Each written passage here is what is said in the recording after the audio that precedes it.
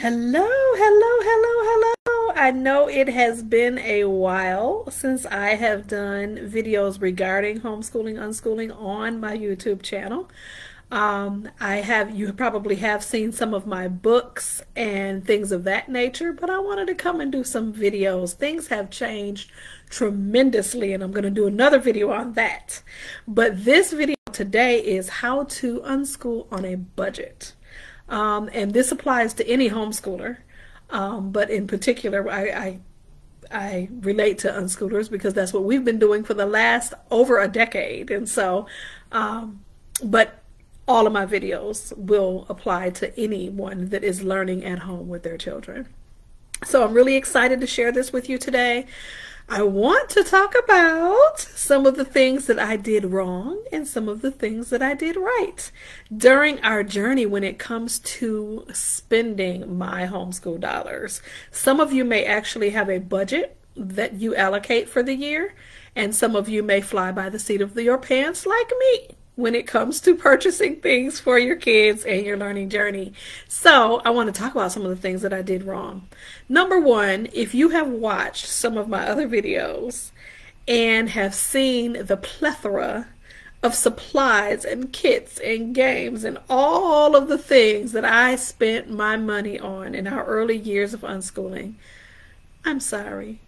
I'm sorry if I made you feel like you had to be wealthy to homeschool or to unschool your kids. I am sorry if I made you feel like you had to have all the things in order to do this right, in order to do this well. I am so sorry, because I am here to humble myself and apologize and let you know most of that crap we never, ever touched. I was so obsessed with gathering homeschool resources. I was a homeschool resource hoarder, and I had it all just, beautifully arranged by category, and most of it we didn't even use. And so, there's some things and some tips that I wanted to share with you today that may really be helpful when it comes to planning and where you spend your dollars. It's so important as homeschool and unschool families that we spend our money where it works for us best. And I'm telling you, the number one suggestion that I have is to get your kids involved in what you're purchasing. Find out, would we ever use this? Even if you are using a curriculum as a homeschool family, find out what works best for your kids. Don't spend hundreds upon thousands of dollars on all kinds of things that are going to go unutilized, that are going to collect dust, when your money could be spent in much better ways. So, what did I do wrong? Collected all the things, all the time. I was always on the hunt. And because I did not have a budget, which is probably a great idea, I bought all the things all the time. I was always purchasing something. There was always a box on the porch, always. And my husband, I'm sure he just shook his head like, what now? But I went through this phase, game schooling phase, and we love using games. We don't do it as much as we used to, but I went through this game schooling phase where I bought every game that I saw somebody else have. I didn't ask my kids if they would be interested in playing the game. I didn't find out if it was something that we would really utilize or enjoy, or if it would be too complicated for all the ages to get involved. I didn't do my research. I didn't do my homework. I didn't even look for a better price for the games. I just bought. And so don't do what I did. Do what I'm saying now. Because I had an addiction. And thankfully, I'm in recovery now, so celebrate with me. But I wanted to share some of that stuff because I really don't want anyone to feel like they have to have all of this stuff to unschool, or to have a homeschool that is full of exploration and creativity. Now, I'm telling you some of the things that we did instead when I finally found or recognized that I was on the wrong track and that I was buying all of this crazy stuff And it may have been a perfect purchase for someone else, but it wasn't for us. So that's what you have to determine. What is the best purchase for our family, for our kids, how we learn, and the things that we enjoy doing together, or separate. And so your decisions kind of have to be like that. And I'm going to share a list of our criteria that we now choose and have used to choose where we spend our homeschool dollars. But before I do that, I want to share some of the things that I learned and what I began to do after I recognized I had a problem. When I remember way back, maybe 8 years ago, I found myself going through all of our closets and all of our homeschool stuff, just stuff, and boxing it up and shipping it off to homeschoolers with younger kids than us, all over the country.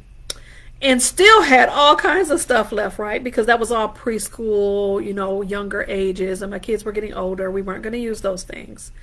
So this subject came back up to me when we've been in our new house for 3 years. And so a lot of things we got rid of and a lot of things we moved with us that we're still not using. And I have a dear friend that lives here in my city that has several children that are younger than mine. And I thought I would love, instead of just shipping it all off to Goodwill, to give it to someone I know is going to utilize it and have a good time using these items. And so I packed it all up just last week. And I took it to her, and they were just elated to have it. It was just full of, you know, early elementary and preschool, kindergarten games and puzzles and all kinds of exciting, you know, activities. She has a junior high student that loves science, and I gave them a lot of science kits and projects and things of that nature that they could work on and enjoy. So it just did my heart well that I was able to give it to somebody I knew would be able to utilize it. But it brought back all of the memories of all the money, oh my God, that I have spent on things that we haven't used. And a lot of the things that I was able to give away, those things were things that we did enjoy. But my kids have outgrown them. And I do have a video coming here soon that I will post probably this evening or tomorrow that is focused on the differences of unschooling when my kids were younger and what it looks like today. So I can't wait to share that with you. But back on topic, how do you unschool on a budget? I learned after going through all of that and recognizing I indeed had an issue. And you may have that same issue, I don't know. I started looking, if I was going to look for games, I looked for them used, or I looked for them at secondhand stores, at garage sales, on you know, Facebook Marketplace, or things of that nature that I knew I could get a really steep discount, especially if it was something that I wasn't positive we were going to be able to utilize, and I wanted to be able to test it out before I purchased, you know, a game for $70 that collected dust and made me cry. So I would do things like that. I've even traded groups of kits and homeschool materials with other families. They got rid of something that they weren't going to use, and I did the same thing, and we both were happy. So that's always an option as well. But there are ways to collect valuable tools and supplies that will be helpful for your family on this learning journey without breaking the bank. And that's what I want to relay to you. Don't do what I did. You will be sorry unless what you are purchasing is indeed being used and your kids are getting a lot out of it. Then that's different. But that wasn't the case with me. I was not making informed, good purchases. I was just randomly buying all the things, hoping that something stuck. And, you know, we went through that game schooling phase. I bought probably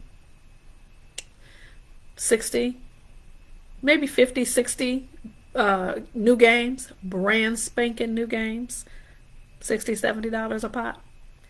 Never touched. Maybe out of those games, I'd say we probably utilized and really enjoyed maybe 10 of them.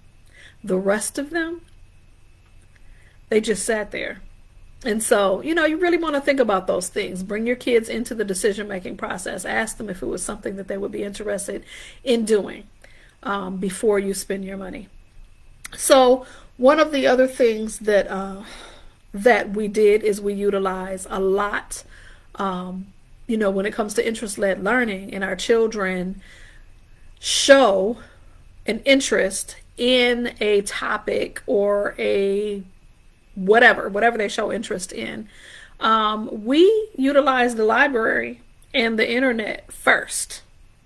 That way you're not breaking the bank on a fleeting interest. Sometimes our kids are simply just mentioning something because they want an answer, and that's done. They don't want to dive deep into it. It's not something that they want to be their life's work. They just had a question. But sometimes we get excited and we buy all the things on that topic, and they're like, what's this? So I caution you, utilize stacks of books on the topic from the library. Find some websites that you think they would love to explore on the topic and strew them, which again, what is strewing? Unforced, uncoerced placement of resources in your child's environment without requirement or instructions, right? So they may bite, they may not, but at least you didn't spend $100 on it. And then once you see that their interest is growing and intensifying and they really want to dig deep, then you may want to start looking for some things that, you know, that you want to invest in. And so that's when, you know, you decide, okay, this is worth our bucks. This is something that is lasting, something that they really want to dig into. It may still not be their life's work, but it's a body of knowledge they want to master. Then it's worth spending your homeschool dollars. So I want to share with you really quickly, in my book, Homeschool Gone Wild, I share a list of, here you go, Homeschool Gone Wild. I share a list of our criteria that we use when it comes to the resources that we purchase. Now, this list was created when I wrote Homeschool Gone Wild in 2018.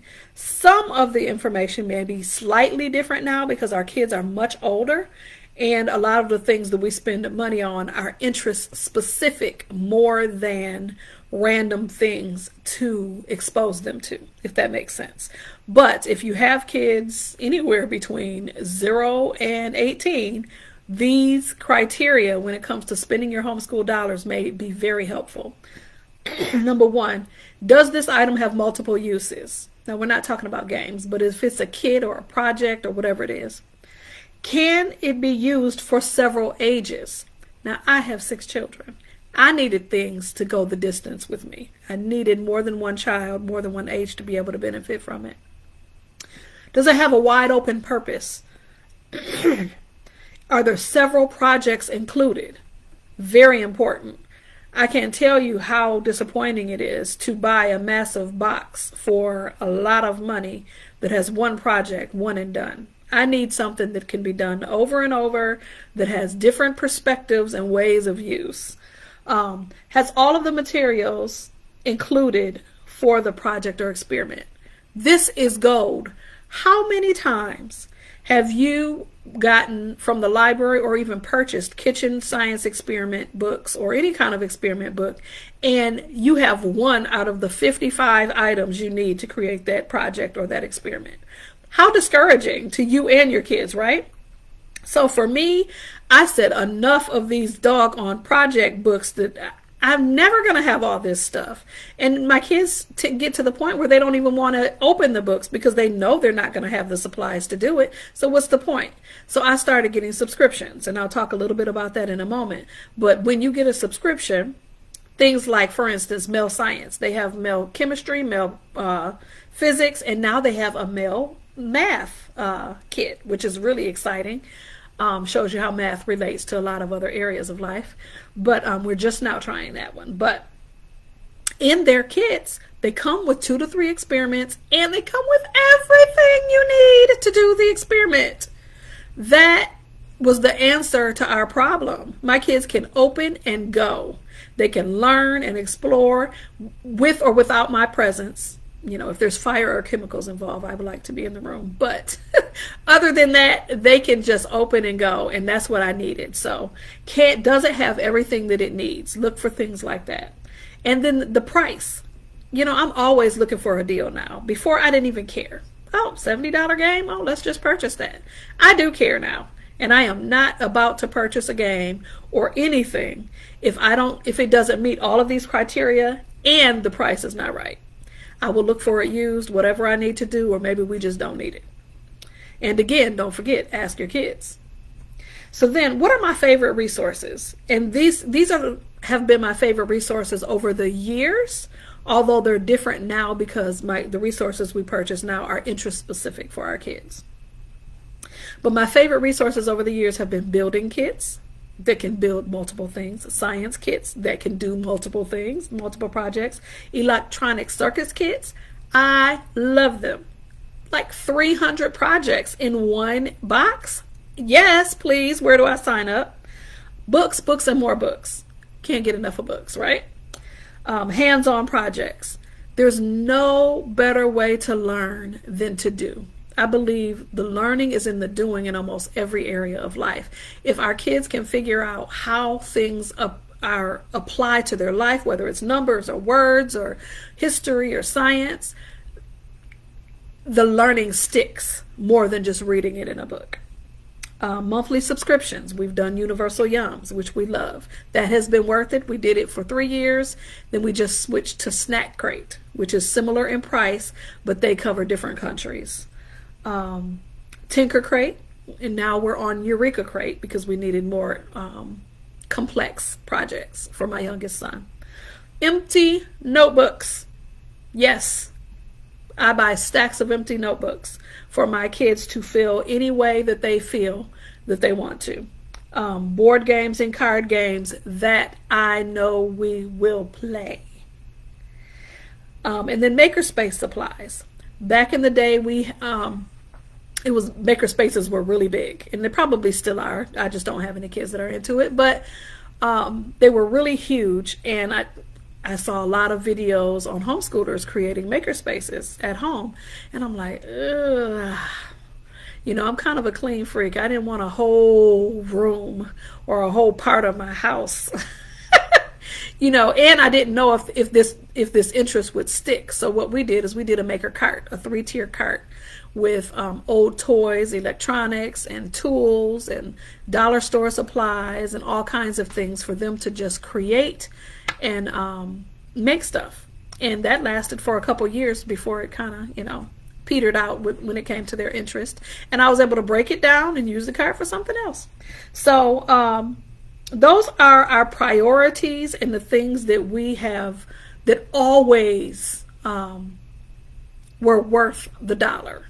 Of course, I had to be very careful with the games, but all of the subscriptions that we've had have been worth every penny.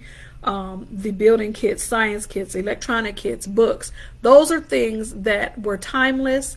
All of my children can utilize them, and we've gotten a lot of learning and exploration out of them. And then what have been our financial priorities? We have financial priorities when it comes to what we spend our homeschool dollars on. So I want to share that with you. Hands-on kits and supplies and tools. That's always been a big thing for us. Diverse home library. There were certain things that, you know, books that we would get from the library, and it would be like, oh, I just wish I could hold on to this forever. Then I would go out and purchase it, or, you know, to complete a series in our home library. Anything that had lasting effect, something we would want to revisit, or something that just had rich content, that's something we would actually purchase versus get from the library. Interest-led lessons and programs. So it has always been a financial priority of ours to help our kids develop their gifts, talents, and interests.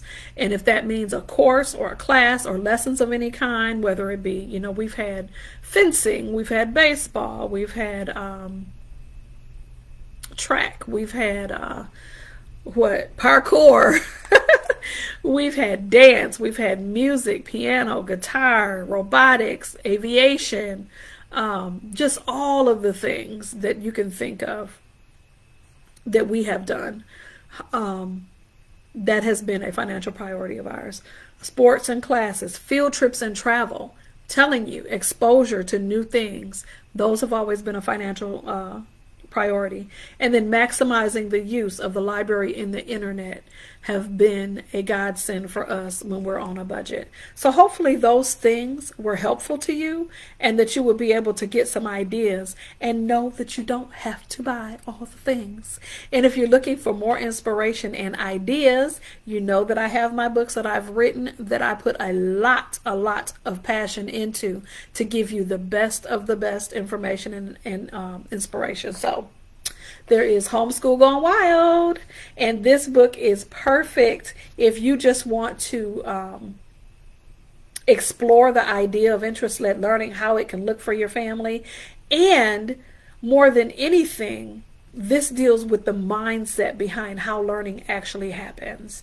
And I think that it is gold. Obviously, I wrote it. I'm going to tout it, but I think that you'll really benefit from that. And then I came back a couple years later, because I didn't have any teens when I wrote Homeschool Gone Wild, and I created Teens Unleashed. And Teens Unleashed is kind of the sequel to Homeschool Gone Wild, because I talk about transcripts and unschooling teens and what the teen years can look like as an unschooler. And then my newest journal, Unschool Yourself for Teens. It is a teen guide and journal that allows your tweens, teens, and young adults to take full responsibility and of their learning journey, and allows them to record and explore and just keep track of all of those amazing things that they're learning. So hopefully this video was helpful for you. I really would like you to take heed to the advice that you do not have to have all the things. You do not have to be rich. You do not have to spend a lot of money. I'm telling you, the things that my kids have enjoyed have been more based on what they can create themselves, more based on what their imagination, and making sure that there are inexpensive tools in their environment to be able to create, than any shiny, beautifully packaged item that I've ever purchased.